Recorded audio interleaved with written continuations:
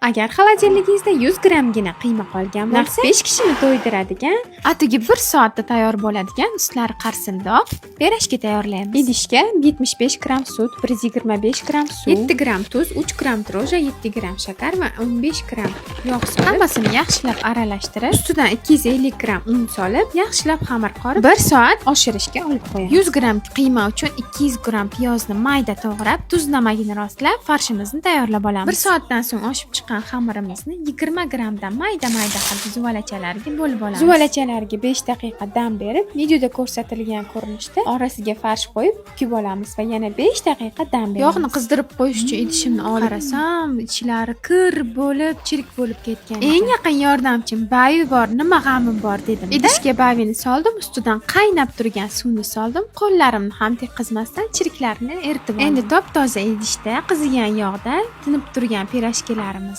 pishirib olamiz. Har doimgidek qozon boshida 2 kishi to'y. Retsept yoqqan bo'lsa, saqlab oling va albatta tayyorlab ko'ring.